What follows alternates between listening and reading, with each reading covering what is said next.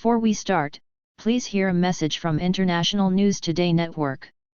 Starting today, for every subscriber, International News Today Network will plant one tree to save our planet.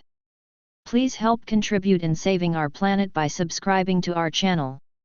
One subscriber equals one tree. Thanks.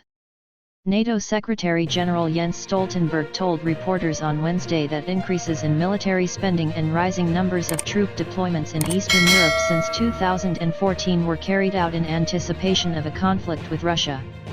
Speaking after a meeting of NATO members and partner states in Madrid, Stoltenberg accused Moscow of using force in the eastern Donbass since 2014, despite the fact that Kiev's forces have been shelling cities in the region ever since the Donetsk and Lugansk People's Republics declared independence from Ukraine that year.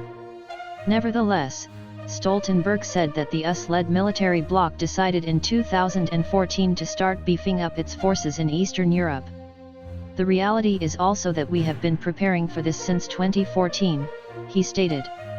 That is the reason that we have increased our presence in the eastern part of the alliance, why NATO allies have started to invest more in defense, and why we have increased our readiness. According to NATO figures, the bloc's European members and Canada have increased their military expenditure by between 1.2% and 5.9% every year since 2014. However, only 10 out of 30 NATO states currently meet the bloc's target of spending 2% of GDP on defense. The increase in expenditure has been most noticeable in Eastern Europe and the Baltics, with Poland, Lithuania, Estonia, Latvia, the Czech Republic, Slovakia, and Romania all meeting the target for the first time in 2022. Earlier on Wednesday, NATO members agreed to adopt a new strategic concept.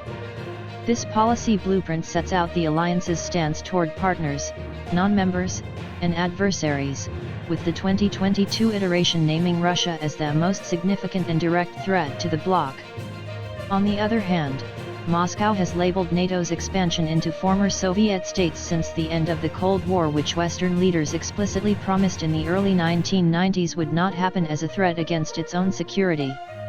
NATO's official position on Ukraine, set out in the 2008 Bucharest Declaration, is that it and Georgia will become members of NATO at an unspecified future date. Russia has cited Ukraine's pursuit of NATO membership as a key factor behind the current conflict.